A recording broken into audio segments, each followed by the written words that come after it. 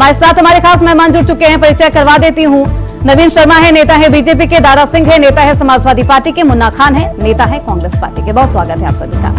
सबसे पहले मैं मुन्ना खान जी आपके पास ही आना चाहूंगी। कुछ ही दिन पहले अजय राय गए थे, उससे कुछ दिन पहले समाजवादी पार्टी के का प्रतिनिधि मंडल भी जाना चाहता था संभल। हालांकि प्रशासन की तरफ से सेम ही बात कही गई, 10 दिसंबर के बाद जाया जाए। कहीं समझने में परेशानी है क्योंकि राहुल गांधी जिद पर अड़ गए, हालांकि उन्हें यू टर्न लेना पड़ा। कोई दिक्कत है समझने में या बात समझ नहीं आ रही है प्रशासन की? प्रॉब्लम कहां है मुन्ना खान जी? देखिए, प्रॉब्लम सीधा मैं समझता हूँ कहीं न कहीं सरकार को है। मैं ये पूछना चाहता हूँ कि एक पीड़ित परिवार से अगर कोई विपक्षी दल का नेता अगर मिलने जा रहा है तो सरकार को आपत्ति क्या है? ये सरकार डरी हुई क्यों है? ये सरकार सहमी हुई क्यों है? सरकार को समझना चाहिए कि पीड़ित आदमी से कोई भी हिंदुस्तान के किसी कोने में जा सकता है। क्योंकि राहुल गांधी 5 लोगों की मौत हुई है, प्रशासन नहीं सहमेगी तो कौन सहमेगा? जनता डरी हुई है, दहशत में है, फिर से वही माहौल क्रिएट करने की कोशिश तो नहीं की जाएगी ना?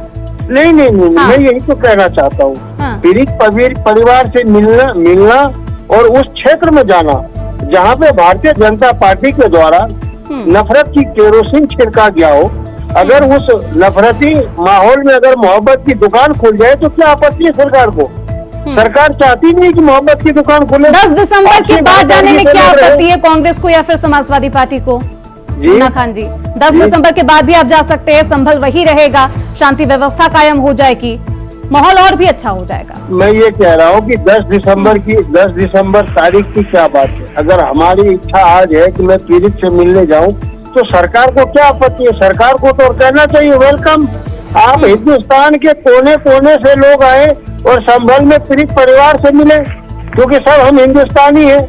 यहाँ सब भाईचारगी के तरह रहते, गंगा जमुनी तहजीब से रह रहे। अगर कोई स्वार्थ बिगाड़ने की कोशिश है, अगर मोहल्ले में अगर कहीं किसी से लड़ाई होती है तो मोहल्ले वाले जरूर आते हैं, समझाते हैं भाई आपस में 2 भाइयों में लड़ाई मत करो। इसके लिए तो उस मोहल्ले वाले को आपत्ति नहीं होनी चाहिए। तो आज मैं पूछना चाहता हूँ, राज्य के सरकार को आपत्ति क्यों है? क्यों आज योगी आदित्यनाथ ये करे नहीं विपक्ष के नेता यहाँ ना है? क्यों सरकार डरी हुई है? सरकार जानती है कि कहीं ना कहीं धारा 163 मुन्ना खान जी सुन लीजिए, धारा 163 सिर्फ विपक्षी पार्टियों के लिए नहीं लागू है, ठीक है, सभी के लिए लागू है। नवीन शर्मा जी, दिक्कत क्या है? मुन्ना खान जी पूछ रहे हैं कि आखिर सरकार क्यों नहीं चाहती विपक्षी पार्टियां वहां जाए, लोगों से बातचीत करे? देखिए, सबसे पहले तो मैं एक चीज जरूर बताना चाहूंगा आपके चैनल के माध्यम से, भारतीय जनता पार्टी किसी भी धर्म समुदाय के विरोध नहीं है। दूसरी चीज, जहां पर कानून का पालन करना होना चाहिए तो वहां तो सभी पार्टियों के नेताओं को लिए अनुमोदन है ना। ये क्या कांग्रेस हो, सपा हो या बीजेपी हो, कि क्या अगर हम कानून तो सबके लिए बराबर है, हम भी वहां जा सकते थे, हम नहीं गए क्योंकि हम कानून का सम्मान करते हैं। अभी कोई बात हो जाती है तो यही विपक्ष ये कहता है कि इन पे डीएम और एसपी पे ताकत नहीं है, कानून का संविधान सही नहीं कर रहे हैं। और ये जब खुद इनके बड़े नेता, इतने हमारे विपक्ष के नेता है भाई, वो माननीय श्री राहुल गांधी जी, उन्हें तो देश के अंदर संविधान हाथ में लिए वो जा रहे हैं, तो उन्हें ये थोड़ा सा तो जरूर ध्यान रखना चाहिए कि हम जब संविधान हाथ में लिए हैं तो संविधान की धाराओं का भी तो पालन करना चाहिए। क्या सिर्फ संविधान को लेने से आप पालन कर सकते हैं? नहीं ना। मुन्ना खान जी जवाब दीजिए। संभल जो है, संभल आज संविधान को लेकर घूमने से क्या पालन करने लगेंगे? समझ में आ जाएगा संविधान। मैं ये कह रहा हूँ कि संविधान ये नहीं कहता कि कोई पीड़ित आदमी से कोई न मिले। संविधान ये नहीं कहता कि 3 साल से लगातार मणिपुर जल रहा है और वहाँ आप न जाए। संविधान ये नहीं कहता कि आए दिन एक कम्युनिटी पे टॉर्चर किया जाए, एक कम्युनिटी पे प्रहार किया जाए और आप खामोश रहे। संविधान कहता है कि आप अपने हक की लड़ाई के लिए लड़े, उस तानाशाह से लड़े जो किसी की नहीं सुनता, जिसके पास नागपुर से पर्ची आती है और कार्रवाई होती है। सबसे पहले तो आप ये संविधान ये हमारे माननीय प्रधानमंत्री जी को तानाशाह शब्द मत बोलिए, क्योंकि तानाशाह बोलेंगे, तानाशाह कैसे नहीं बोलेंगे? प्रधानमंत्री वो आपके भी हैं। नहीं, हमारे भी है, तो तानाशाह है तो तानाशाह बोल ले। तानाशाह को तानाशाही बोला जाता है, ये तानाशाही नहीं है तो क्या है? प्रधानमंत्री के लिए अच्छे शब्दों का प्रयोग कीजिए। नहीं, बिल्कुल अच्छे शब्द का प्रयोग हो रहा है। ये शाह और शहनशाह की जोड़ी पूरे हिंदुस्तान में जिस तरीके से केरोसिन छिड़कने का काम किया है, आप सुन तो लें मित्र हमारे, सुन तो लें। तब आपने अपनी बात नहीं की, तब आपने अपनी कोई बात नहीं की। आज जब देश एक अच्छे मार्ग पे चल रहा है, लोगों को समझाने का काम करना चाहिए। माननीय राहुल गांधी जी को वीडियो संदेश देना चाहिए संभल के लिए कि भाई सभी धर्मों से निवेदन है, सभी जातियों से निवेदन है, संभल पे आप सब लोग शांति रखें। एक समझदार मुन्ना खान जी वीडियो संदेश देना चाहिए ना मैडम। चलिए ठीक है, वापस लौटेंगे। ठीक है मुन्ना खान जी, नवीन शर्मा जी, दारा सिंह जी, भाजपा का ये आरोप है कि प्रतिस्पर्धा हो रखी है अखिलेश यादव में और राहुल गांधी में। अखिलेश यादव जाना चाहते थे, उन्हें रोका गया। हालांकि फिर से कांग्रेस की तरफ से भी अजय राय गए, 10 दिसंबर तक उन पर भी रोक लगाई गई है, 163 धारा का हवाला दिया गया। अब राहुल गांधी जाना चाहते हैं। अखिलेश यादव और राहुल गांधी दोनों ही तुष्टीकरण की राजनीति करना चाहते हैं जाकर। देखिए, भारतीय जनता पार्टी पिछले 7 वर्षों से बहुत अच्छा बयान देती है। इतने अच्छे बयान इनके होते हैं कि उन पर अगर फिल्म ये लोग बनाए तो शायद कुछ पैसे भी कमा ले, जिस तरह से सब कुछ बनाते हैं। हमें ये नहीं समझ में आ रहा कि इनके पास राहुल गांधी को रोकने के लिए फोर्स है, अखिलेश जी को रोकने के लिए फोर्स है, नौजवानों को रोकने के लिए फोर्स है, मगर जब महिला की सुरक्षा की बात आती तब इनके पास फोर्स नहीं। जब कहीं दंगा होता है तो इनके पास फोर्स नहीं है। और ये अभी भाई साहब संविधान को कह रहे थे कि संविधान को खुद नहीं मानते हैं, तो उसका उल्लंघन कर रहे थे, आप संविधान का हवाला देने लगे। जब से माननीय अखिलेश यादव मुझे पीने और संविधान की बात कही, तब से अब ये लोग सोचते हैं कि हम भी संविधान की बात करेंगे और जनता हमारे करता है। अभी आया था पाकिस्तान का, अब आप देख लीजिए, गृह मंत्री इनका, रक्षा मंत्री इनका, प्रधानमंत्री इनका, उत्तर प्रदेश में तानाशाह मुख्यमंत्री इनका, और पाकिस्तान से काम टूटा जाए। इतनी शर्म बात है कि ये राष्ट्रीय लेवल पर सुरक्षा दे नहीं पा रहे। कहीं ड्रग्स चला रहा है, कहीं से सोना चला रहा है, कहीं से कारतूस चले जा रहे हैं। क्या है, कैसी सुरक्षा है? चाइना जो है करके भारत में आ गया, नहीं बोलेंगे। मणिपुर से ये नहीं बोलेंगे, इनको वहां पर बोलेंगे जहाँ पर विपक्ष की सरकार। भाजपा आप पे आरोप लगा रही है कि बहराइच में तो आप गए नहीं राम गोपाल यादव के परिवार से मुलाकात करने, जितना यहाँ पर आप बेचैन है संभल जाने पर, तो वहाँ पर रोक है। सुन लीजिए दारा सिंह जी, जहाँ पर रोक लगा दी गई है, प्रशासन कह रहा है कि आपको 10 दिसंबर के बाद जाइए। बहराइच में ऐसी बात नहीं थी, लेकिन आप वहाँ नहीं गए। अरे कह नहीं था, डेलीगेशन गया हमारा, ये रोक रहे थे। ये तो रोकते, हम बताइए कि इन्हें संभल जाने से क्यों रोक रहे हो भैया? या तो तुमने गलती की है, दंगा खुद कराए हो, या तो इसमें रोक रहे हो, नवीन शर्मा जी, विपक्ष वालों को सबूत मिल जाएंगे। पर्दे के पीछे की हकीकत सामने ना आ जाए, इसके लिए विपक्षी पार्टियां को रोका जा रहा है संभल जाने से। देखिए, सबसे पहले मैं आदरणीय दारा सिंह जी से एक बात कहना चाहूंगा कि जहां पर प्रशासन अपने स्तर पर जनमानस की सुरक्षा और कानून व्यवस्था को लागू करता है, तो वहां पर चाहे विपक्ष का नेता हो या पक्ष का नेता हो, या किसी धर्म जाति के ऊपर विशेष तरीके से कंटरपतियों के ऊपर नहीं शब्दों को बोलना चाहिए। हमारे यहाँ प्रशासन जब जिम्मेदारी लेकर बैठा है कि 10 तारीख तक आपको थोड़ा सा विराम करना चाहिए, आपको जाने से नहीं रोक रहे सर। संभल सभी का है, सभी जा सकते हैं, सभी दल के लोग जा सकते हैं, मगर जहाँ पर संवेदनशील मुद्दा है, जहाँ पर अभी लोग शांति से रहना सीख जाएं, लोगों से चलना सीख जाएं, तब आप जाएं। क्योंकि आप अकेले को जा नहीं रहे, आपके साथ लोग जाएंगे, भीड़ जाएंगे, फिर प्रशासन पे आपकी उंगली उठाई जाएगी कि आपने सुरक्षा नहीं दी, हमारे नेता को कुछ कहा गया। तो सर आप बोल बोल करके हमारी सरकार को घेरेंगे, और जहां तक हमारी शासन सत्ता है वो ईमानदारी से काम कर रही है। उसने सभी धर्मों के सम्मान की बात की, कोर्ट के न्यायालय की बात की। भाई कोर्ट जो डिसीजन लेता है उस पर आपको भी और हमको सबको कबूलनामा करना चाहिए। दूसरी चीज, आज की डेट में जाने की जरूरत क्या है? आपको 10 दिन रुक जाइए। जब डीएम, कमिश्नर, एसएसपी की जिम्मेदारी है कि आपके नेता को शांतिपूर्वक वो स्थान पे ले जाएंगे, तो भैया 10 दिन की बात, 10 तारीख की बात है। मगर आपको क्या है कि जहां पर आग न लगनी हो वहां पर मिट्टी डाल के आग लगाना है। किसी तरीके से सरकार को संवेदनशील मुद्दों में गुजर देंगे, फिर आप हमारे मुख्यमंत्री योगी जी को कहेंगे कि तानाशाह। अरे सर, प्रशासन की जिम्मेदारी है, प्रशासन अपना काम कर रहा है।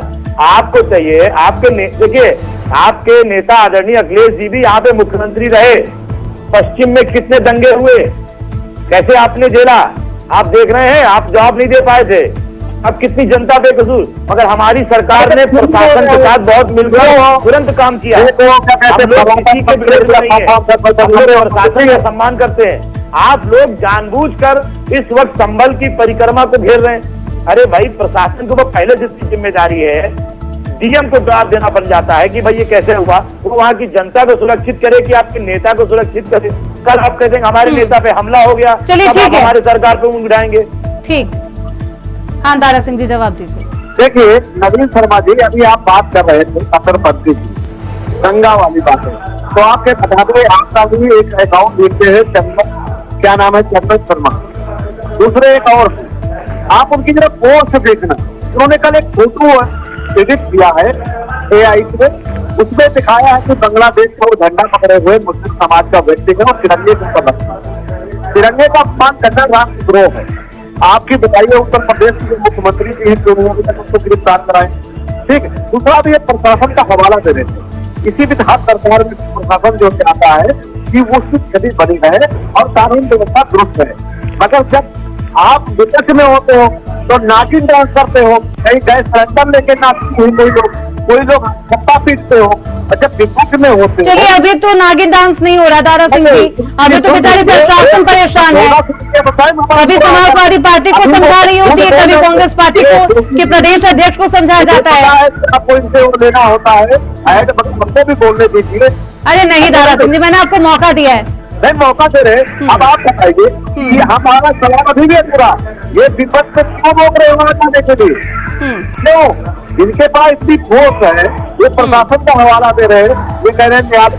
आप बताइए न्यायालय का कितनी बार आप आदेश का पालन किए? कितनी 5 दिन बाद जाने में क्या दिक्कत है? नहीं, और 5 दिन पहले जाने में क्या दिक्कत है? जब वहाँ पे सिचुएशन ठीक हो जाएगी फिर जाने में क्या दिक्कत है? वहाँ पे जहाँ पर आग लगी है वहाँ से दूरी बरतने की बात कही जाती है ना, अपील की जाती है ना। सुन लीजिए दारा सिंह जी, फिर आप बोल दूंगी तो फिर आप कहिएगा कि नहीं, आप पक्ष नहीं सुनती है। आप भी बोलिए। हाँ दारा सिंह जी सुनिए, जहाँ आग लगी हुई है पहले वहाँ शांति व्यवस्था स्थापित की जाएगी, फिर आपको मौका दिया जाएगा, ठीक है आप भी जाइए, आप भी बातचीत कर लीजिए। लेकिन अभी हालात ठीक नहीं है, प्रशासन की तरफ से ये अपील की जा रही है। मुन्ना खान जी, हालात वहाँ के सही है, सबका प्रयास चल रहा है, आप ही तो दे दीजिए अभी कि वहाँ पे सब सुरक्षित है, दुकानें खुल रही है, तो फिर अब आपकी दो वही बातें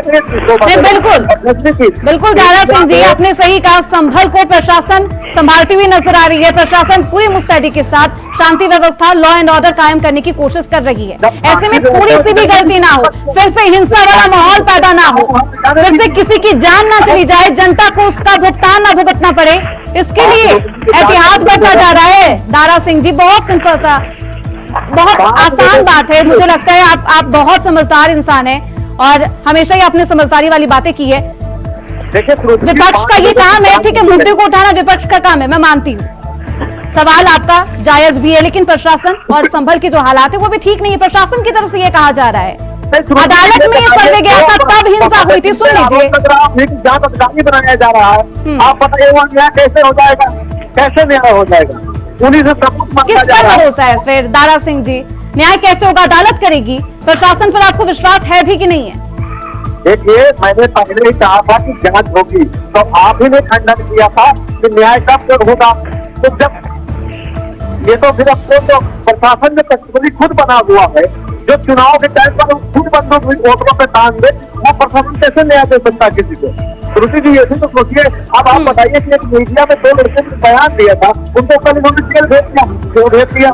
यह तुम्हारी सच्चाई है, उसमें उन लोगों ने बोला था। नवीन शर्मा बहुत की बात कर रहे हैं, ये खाद देने की इनकी औकात नहीं है, महंगाई कम करने की इनकी औकात नहीं है, और बात करते हैं अडानी प्रवक्ता की। सुनिए, आज 7 साल हो गए, हमें एक योजना बता दीजिए जो जमीन पर जाकर गरीब किसानों को लाभ पहुंचाया हो, ईमानदारी से बता दीजिए। आपके भी बीवी बच्चे होंगे, आपके बीच में बच्चे भी जाते होंगे सब्जी अपनी खरीदने, आप बता दीजिए। चलिए नवीन शर्मा जी आपको जल्दी से जवाब दीजिए, फिर मुन्ना खान के पास जाएंगे। जवाब दीजिए। सबसे पहले मैं साथी प्रवक्ता से एक बात जरूर कहूंगा कि आप मौखिक बात करते हैं, मौखिक बात मत कीजिए। आप इतने बड़े लेवल पर बैठे हुए सुनिए, ये जो देश की जनता है, ये जो देश की जनता है, ये देश की जनता, प्रदेश की जनता अपनी ताकत अपने वोट को देकर ये बताती है कि वो संतुष्ट है सरकार से, सरकार के काम से, सरकार ने उसके लिए किया है। अगर मैं व्याख्यान करूंगा तो आप कहेंगे बड़ाई कर रहे हैं। जनता ग्राउंड लेवल पर अगर चुन चुन के आपको भेज रही है, जनता आपको चुन चुन भेज रही, और हम झूठे वादे करके नहीं आए, ना हम ख्वाब दिखा के आए, हम जमीन पे काम कर रहे हैं। किसानों की बात, किसानों की बात, देश के अंदर किसानों के प्रति हमारे देश सरकार बहुत अहम काम कर रही है। उनके अकाउंट में सही समय से पैसे पहुंचते हैं खरीद के लिए। आपने कभी सरकार को भेजा? होली में गए, किसने बोला था? ये हमने नहीं, गृह मंत्री, रक्षा मंत्री जो आपके थे, आपके पीडीए गठबंधन की जो सरकारें चला करती थी, वो एक सिलेंडर के लिए 200 किलोमीटर लाइन लगती थी गरीबों की। गरीबों के घर सिलेंडर पहुंचते आया करो। आप ये भी तो सोचिए कि दारा सिंह के साथ बैठे थे तो बढ़िया नाश्ता दूध पी के आया करो, ठीक है? ये हमें तो दुमड़ा में बताइए। आप 10 किलो कम कर दीजिए। आप कभी भी कोई लिखित बात नहीं करते, और आपके पास लिखित बात ही नहीं है। मुद्दे से भटकाने का चलिए ठीक है नवीन शर्मा जी, दारा सिंह जी, मुन्ना खान जी, राहुल गांधी को जाना ही था संभल तो शांति के साथ जा सकते थे, शांत तरीके से। एक और भी रास्ता होता है, प्रेस रिलीज करते हैं, इतनी भीड़ भाड़ के साथ वहां पर जाने के लिए वो तैयार होते हैं, अपने साथ डेलीगेशन को भी ले जाने के लिए तैयार होते हैं, उनकी बहन प्रियंका गांधी और तमाम लोग उनके साथ मौजूद होते हैं। जाना है संभल में 10 दिसंबर तक जाने पर प्रतिबंध है, उसके बावजूद भी जाना है तो प्रेस रिलीज नहीं करना चाहिए था। या तो प्रेस रिलीज इसलिए किया गया, रास्ता भी बताया जा रहा है कि किस रास्ते से होकर जाएंगे, कि प्रशासन पहले ही हाई अलर्ट पर हो जाए, रोक दिया जाए। देखिए हमारे राष्ट्रीय नेता श्री राहुल गांधी जी, उनके साथ एक काफिला चलता है। लेकिन मुन्ना खान जी, ये प्रेस रिलीज के बाद है ना, राहुल गांधी के मकसद पर ही सवाल उठने लगा है कि क्या वो वर्चस्व दिखाने की कोशिश कर रहे थे, लाइमलाइट बटोरने की कोशिश कर रहे थे? नहीं, बिल्कुल बिल्कुल। अगर ये किसी इस तरीके की सोच अगर किसी व्यक्ति की है तो मैं समझता हूँ वो देशभक्त नहीं है। अगर देश हित में कोई कार्य कर रहा है, राहुल गांधी के खिलाफ सोच लिया तो वो देशभक्त नहीं है। बिल्कुल देशद्रोह आदमी है। इस तरीके की सोच किसी की नहीं हो, देशद्रोही है वो देशभक्त नहीं हो सकता। नवीन शर्मा जी, देशद्रोही है ये लोग। मैं आपको बता दूं किस तरीके से देशद्रोही है। ये हमेशा से विपक्ष को आए दिन गालियां देते हैं, आए दिन उनका माइक बंद करते हैं, आए दिन किसी न किसी समस्या में फंसाने की कोशिश करते हैं। क्यों? इसे लगता ही नहीं विपक्ष भी एक देश के लोग है, देश के नागरिक है, इसे नहीं लगता। विपक्ष के आगे पीछे राहुल गांधी नेता प्रतिपक्ष हैं, मुन्ना खान जी, उनके आगे पीछे प्रशासन तैनात रहता है, उनकी सुरक्षा व्यवस्था में प्रशासनिक व्यवस्था लगी रहती है। आपको लगता है कि ये कोई देशद्रोही को मिलता होगा? ठीक है फ्रेंड, अगर ऐसा है तो मैं क्या बोल सकती हूँ। नवीन शर्मा जी, इनकी सोच है या ठीक है नवीन शर्मा जी, मैं एक बात जरूर कहना चाहूंगा कि देखिए, हमें आज के दौर में हिंदुस्तान की एकता और हिंदुस्तान की सुरक्षा, ये सभी नेताओं को सोचना चाहिए, चाहे वो विपक्ष में हो चाहे पक्ष में हो। दूसरी चीज, उत्तर प्रदेश हो या बंगाल हो या महाराष्ट्र हो या दिल्ली हो या हरियाणा मध्य प्रदेश हो, हम सब प्रदेश के वासी जरूर हैं मगर हम सब भारतीय हैं। और हमारी भारतीय जनता पार्टी का नाम ही देखिए भारतीय जनता पार्टी है। तो हम भारत के कहीं ना कहीं सुरक्षित आंकड़ों को ध्यान में रखें। हमें चाहिए कि हमें कहीं भी ऐसी कोई बातों का व्यक्तित्व नहीं करना चाहिए। हमें किसी, जैसे आपके कांग्रेस के प्रवक्ता ने बताया, देशद्रोही शब्द प्रयोग कर रहे हैं। अभी मैं बताना चाहूंगा, संभल की जांच में पाकिस्तानी कारतूसें कैसे बरामद हो रही हैं, तो सरकार जवाब दे, ये सरकार जवाब दे, ये सुरक्षा सरकार जांच कर रही है। पाकिस्तान के कारतूस संभल में आया ना, सरकार की जांच में आया, सरकार के intelligence 400 kilo RDX Jammu Kashmir में आ जाते, सरकार को खबर नहीं। एक आदमी 15 दिन बन करके पूरे कश्मीर का लेकिन जायज बात है, ये जवाब तो सरकार देगी ना। दारा सिंह जी, देखिए अभी तक इनकी जो सरकार है वो पुलवामा वाली जांच नहीं दिखा पाए, खुलासा कि 300 क्विंटल आया था किलो जो था। वो कहाँ से आया? तो सरकार का जो हवाला दे रहे हो भैया, 10 साल हो गए तुम्हारे सरकार को, जांच ही कर रहे हो। कौन से वाली जांच कर रहे हो? कोई वाली जांच करोगे? यहाँ जनता मर रही है। और दूसरी चीज आप ये बताइए कि जो पाकिस्तान को कानून खाया कैसे आया? राजनाथ सिंह क्या कर रहे थे? नवीन शर्मा जी। जी कहाँ कर रहे थे? नरेंद्र मोदी जी कहाँ थे? नगाड़ा बजा रहे थे? क्या कर रहे थे? नहीं, अडानी के मोटर छीन रहे थे। मंगल सूत्र सुनवाने की बात कही थी, सुनवा रहे हो, दूसरों पे आरोप लगाते हो और क्या कर रहे हो? एक बहन बेटी की इज्जत नहीं बचा पाते हो आप लोग, शर्मा जी। और दूसरी चीज आप बता दीजिए शर्मा जी, ये भी एक बात आई है कि आप बताइए कि भाई ये आप आईटी सेल बना रखे हैं, इनको जो 2-2 लाख रुपए देते हैं, इनके साउथ खरीद से करते हो, किसी को भी गाली दे देंगे, किसी को भी किसान पढ़ते जा रहे थे तो आतंकवादी लिखोगे। नवीन शर्मा जी जवाब दीजिए। हैं? ये आपके शब्द होंगे? मतलब आपको किसान ने वोट दिया, आपको सरकार में लाया, आप उनको उग्रवादी आतंकवादी बनवा दोगे? ठीक है, सुन लीजिए दारा सिंह जी, जवाब सुन लीजिए। ठीक है दारा सिंह जी, सवाल पूछ लिया, अब जवाब सुन लीजिए। हाँ, यही माहौल कांग्रेस ने हरियाणा में बनाया। ये सवाल को भड़काया। मैं आपको बता रहा हूँ, आप सिर्फ झूठी बातों को लेकर देश के गरीब किसानों को दिमाग में भूसा भर देते हैं, उनको बरगलाने का काम करते हैं। हरियाणा में देखा आपने, हरियाणा का किसान किसके साथ है? हरियाणा का किसान किसके साथ है? आप बताइए हरियाणा के। अब आप ये कहेंगे कि वहाँ सरकार को बहुमत मिला, वो ईवीएम की गलती थी। दूसरी चीज मैं आपको एक चीज बताना चाहूंगा दारा सिंह जी, कोई भी सरकार, आज केंद्र सरकार है या राज्य सरकार है, तुम्हारी सरकार भड़काने का काम नहीं कर रही। आतंकवादी किसानों को क्यों बनवा रही? मैं ये पूछ रहा हूँ। मैं आपको बता रहा हूँ, अभी मैं आपको ये भी बता दे रहा हूँ। पंजाब क्यों जा रहे हो? हम उत्तर प्रदेश की बात कर रहे हैं। मैं उत्तर प्रदेश में भी आपको जवाब दे रहा हूँ, उसी लेवल पे जब आपने किसानों की बात की। उग्रवादी आतंकवादी क्यों बोला? अब आपको ठीक है नवीन शर्मा जी, जवाब दीजिए 10 सेकंड के अंदर, समय का। ये नहीं दे पाएंगे जवाब। लेकिन सबसे पहले किसी भी व्यक्ति ने अगर किसानों को ऐसे शब्दों का प्रयोग किया है तो वो पार्टी का बयान नहीं था। दूसरी चीज, ये संज्ञान पार्टी दे चुकी है। चौथी चीज, आप लोगों के पास किसी भी प्रकार का विपक्ष का कुछ नहीं बचा है, क्योंकि आप जनता के हित में कभी थे ही नहीं। और सरकारें काम कर रही है, योगी आदित्यनाथ जी मजबूत काम कर रहे हैं। किसी भी सरकार से श्री योगी आदित्यनाथ जी उत्तर प्रदेश की सरकार प्रशासन के सबसे ठीक है दारा सिंह जी, नवीन शर्मा जी, मुन्ना खान का समय का अभाव है, बहुत शुक्रिया चर्चा में बने रहने के लिए, अपना वक्त देने के लिए। तो इस तरीके से राहुल गांधी जाने की कोशिश करते हैं, उनके साथ तमाम नेता भी जाने की कोशिश करते हैं संभल, लेकिन उन्हें रोक दिया गया है। और संभल में हालात तो सुधर गए हैं, संभलते हुए नजर आ रहे हैं, लेकिन सियासत असंभली हुई नजर आ रही है। ऐसे में देखना बेहद दिलचस्प होगा कि क्या 10 दिसंबर के बाद वहां के हालात और सुधर जाएंगे, क्या प्रतिबंध हट जाएगा, और क्या समाजवादी पार्टी और कांग्रेस के नेता ये समझ पाएंगे कि 10 दिसंबर तक वहां जाना प्रतिबंधित है। इसी के साथ इस चर्चा में बस इतना ही। देखते रहिए इंडिया वॉइस।